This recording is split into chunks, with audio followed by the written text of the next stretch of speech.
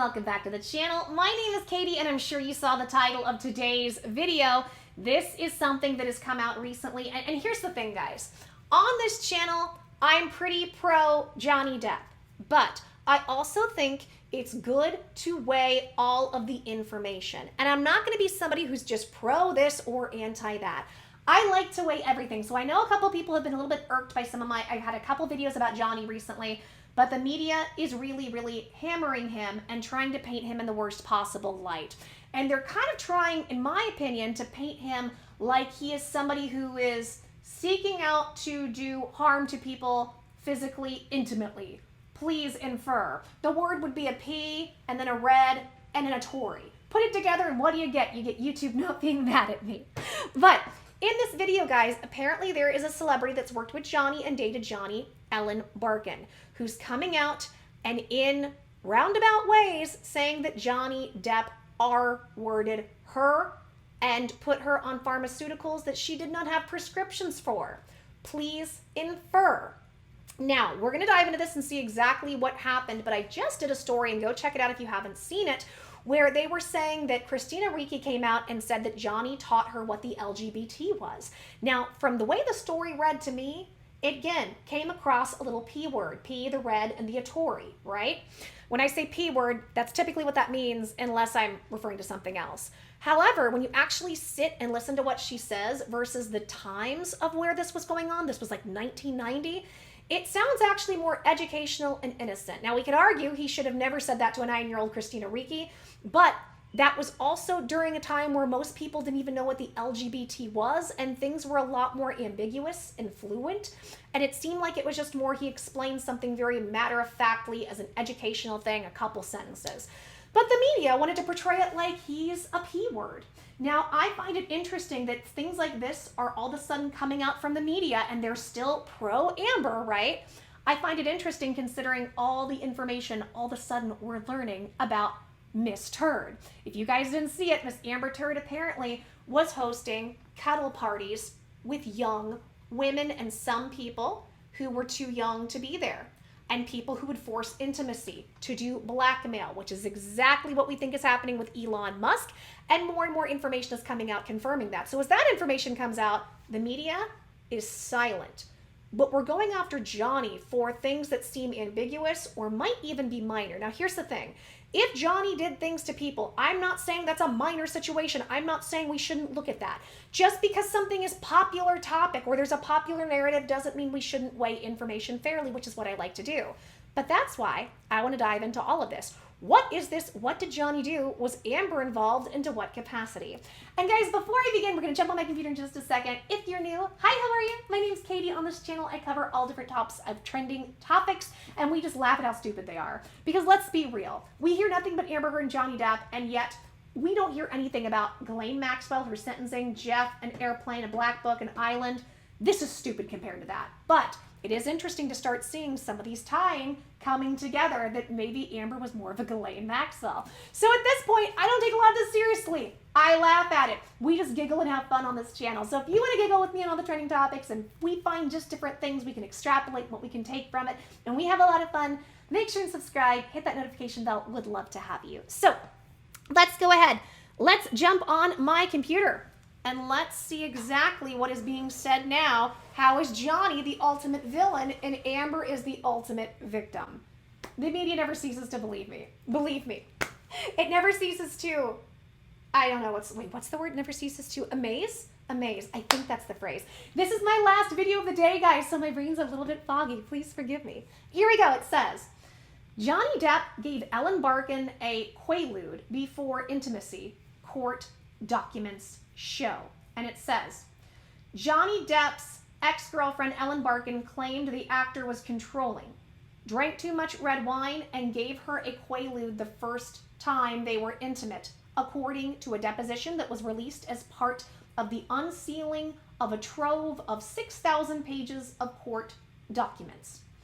In the recent unveiled legal findings, Barkin, 68, described how the first time that she had intimacy with Depp, when they were dating in the 90s, he gave me a quaalude and asked me if I wanted to be intimate. Barkin shared several not nice accounts of her relationship with Depp as part of her 2019 deposition in the actor's bombshell defamation trial against his ex-wife Amber Heard in Virginia. Depp's legal team asked the court to exclude a host of evidence submitted by the opposing side, including Barkin's deposition, which was unsealed in entirety over the weekend. Barkin told Heard's lawyers that she and Depp met around 1990 and initially became friends. The two remained close for nearly a decade when Barkin said they went their separate ways after Depp threw a bottle of wine at her in a hotel room. Asked during the deposition at what point her and Depp's relationship turned romantic, Barkin replied that it happened around 94 when she moved to Hollywood and switched the buttons. Switch the buttons. I don't know what that means. It says, Barkin said the friendship went from purely platonic friendship to romantic, then asked to correct the record and said, can you change that to intimate? Thank you.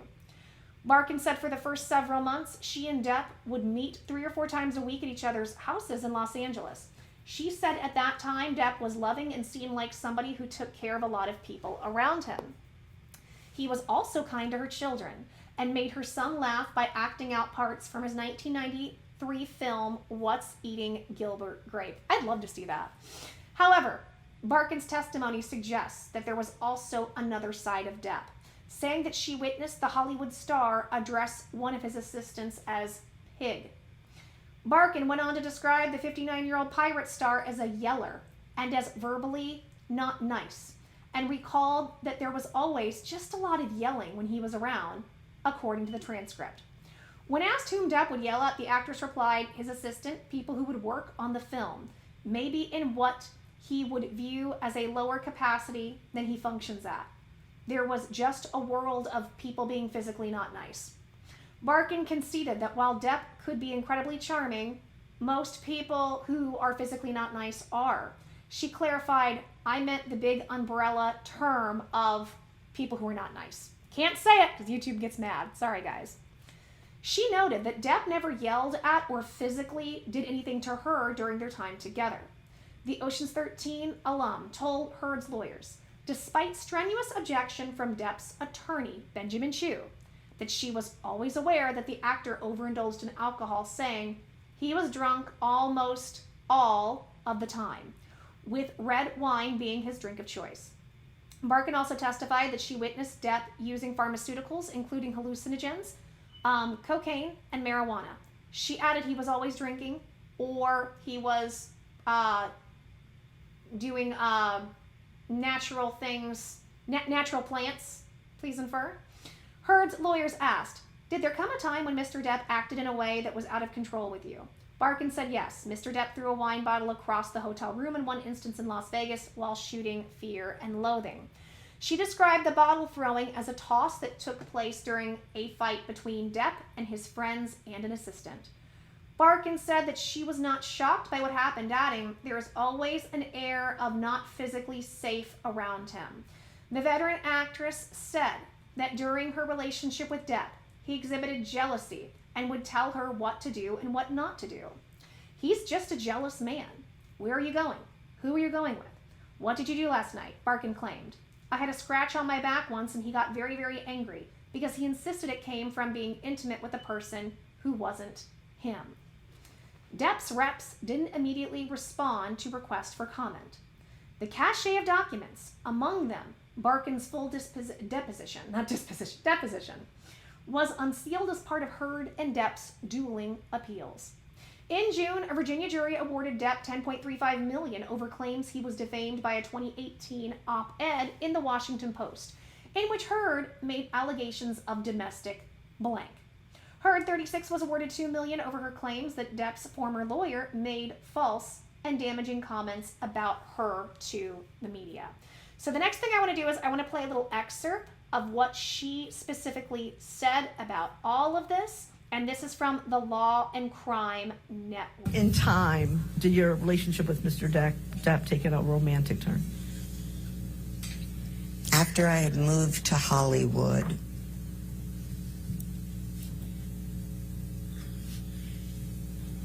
and he, switched the buttons. recall what year you moved to Hollywood? Yes, 1994. When you said switch the bonds, can you tell me what you meant by that? The friendship went from a purely platonic friendship to a romantic one. At that point in 1994, when the relationship turned romantic, Change that to sexual. To sexual. Thank you. For how long did your relationship with Mr. Depp remain sexual? Several months. Anywhere between 3 and 5, 6. And during that period, how often would you see Mr. Depp? That period when it was sexual? I'd say I'd see him 3 or 4 times a week. And again, I'm not looking to pry into private details, but can you tell me, like, where you would see him? Just give me some sense of that. Yeah, he would come to my house, or I would go to his house. And both houses in L.A.? Yes, about 10-minute drive apart from each other. Okay, so that was Ellen Barkin's testimony, or some of her deposition. I want to talk a little bit about this. So first of all, this is going to get a little complicated, and I want to explain why. I do think it's interesting that it's, with this Me Too type of stuff, it's believe all women, believe all women. Here's my question. For what Ellen says, where's the evidence? Now this is where it's going to get interesting. I don't know that she could have any, because when this happened, it was in the 90s. And a lot of people, especially the younger generations, they still don't seem to understand. And I say this with love. I'm not trying to put anybody down, but I think it's hard for them to grasp. There were no cell phones. There were no cameras.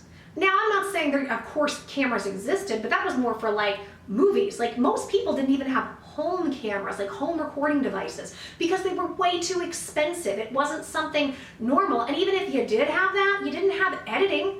You know what I'm saying? Like you didn't have any of that. You didn't have editing equipment. So there was almost no way to really capture evidence of this stuff. The only way to capture evidence is to say somebody R-worded me, go to the police station and have them swab you and things, right? Or them photograph bruises. So a lot of what she says are her eyewitness accounts. And this is where A-word behavior gets really tricky, especially when you're talking about it within the past 10, 20, 30 years before cell phones and everybody had access to a camera. And we also didn't have social media.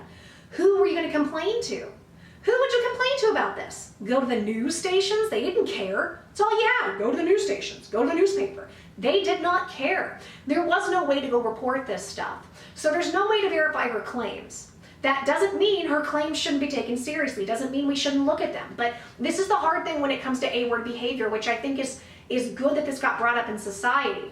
It is hard to be able sometimes to have evidence of this stuff, and then to pursue it and go after it legally sometimes is impossible. You actually have to do it through a civil manner, and even then, it's a ton of money. So when people say you need evidence and due process, a lot of times there isn't due process for this. Now that's not me arguing for or against any of these people. I'm just stating A, how things used to be, and I'm stating the problems when it comes to A-word behaviors and being able to go after it. Now, do I believe Johnny could have possibly been a nightmare to work with? Sure. A lot of people were back then. I'm not excusing any negative behaviors. I'm not excusing if he was somebody who was verbally not nice and doing all those things and throwing things. But here's a question I have, and I want to get your guys' opinions of it. People have kind of been painting it like, well, he said that he wanted to be intimate with her and gave her a substance, right? A substance that would make her unconscious. Well, here's my question though. If everything was done with consent, what is the problem? Unless, I can argue this both ways. So it sounds like them being intimate was a mutual thing. And then Johnny said, hey, I want to give you something to be intimate with, and will you be intimate with me? Right? So from what I am reading, how I'm reading this, and correct me if I'm wrong, he was open about this. He gave me a pharmaceutical. Well, then here's the question, and this is where I think it's a bit unclear for me. Was it given to her as though he handed it to her and said, this is what it is, and she said, oh, I would love to take it? Or did he slip it to her? He didn't say he slipped it to me. He gave it to me without me knowing. But even though that type of pharmaceutical, typically that's what that is, it makes you not be conscious. But then that's another thing. if somebody agrees to something like that, what if, and I'm not saying that's the case, but let's entertain. What if she said, yes, I would love to do this under this pharmaceutical. I would love to be intimate under this pharmaceutical. Well, if you take the pharmaceutical and you're no longer conscious, can you still be fully giving your consent because you're not consenting during that time? So if anybody is on a substance like that, would it be considered R word? And that's something you have to think about when it comes to stuff like this. My understanding is, I think if it's a situation where you have not consented or you're not in a position, if you are under that influence, you are not in that position, but what if you agree to it ahead of time when you are?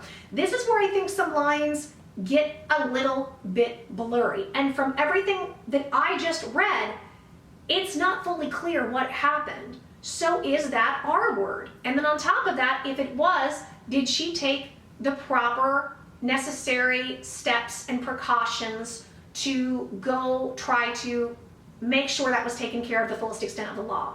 Now here's the thing, I have been R-worded. I had a relationship with somebody who routinely R-worded me. Never once did I go to the police. It doesn't mean it didn't happen, but also I'm not trying to go after somebody. I'm also not in court necessarily trying to get somebody, you know, defamation or go after them for money.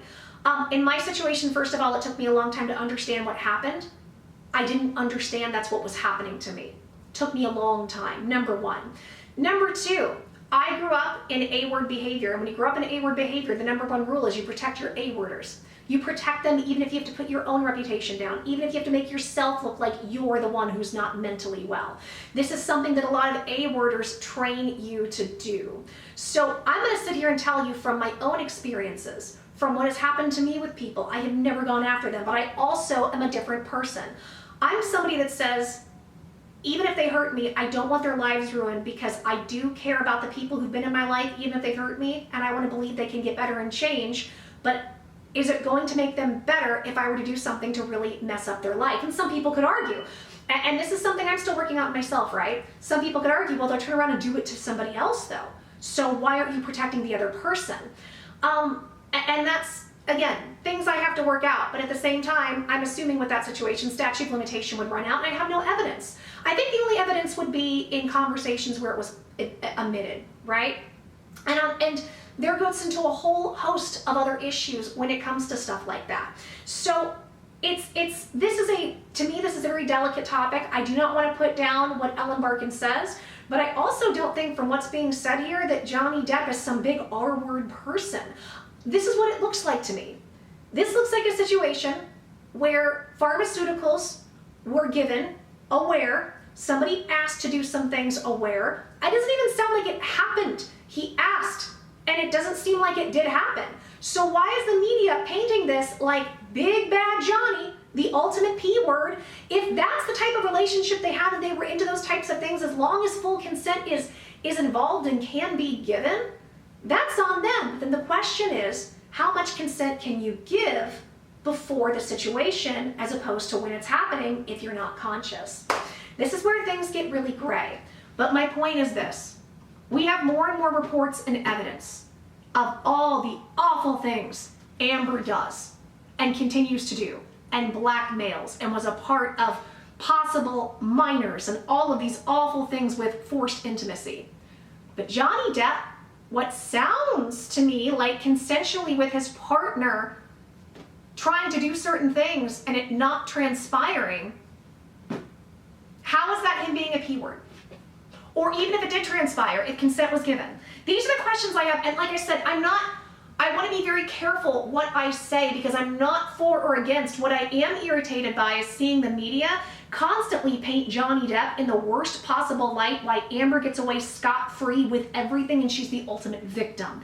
And from when I look into this stuff and I say, okay, let's see the headline, and I look at it, I'm like, this doesn't seem like it's nearly as big a deal as what they say. I don't know, do you guys think I'm wrong? Am I off here? Sound off in the comments, let me know. I am very curious what you guys have to say. And guys, I'm not an expert in this area. I'm just asking questions and giving perspectives. As well, guys, if you like this video, you want to see more content like this, I would love to have you around. So make sure and subscribe, hit that notification bell. Your girl would love to have you. And we can continue to watch this stuff and give me a like, leave me a comment, everything helps. And with that being said, guys, I think I will end the video here. All right, guys, take care. Lots of love, lots of blessings. Till the next video, I'm giving everybody hugs, kisses, stay safe, and as always, your girl will see you soon. Bye, guys.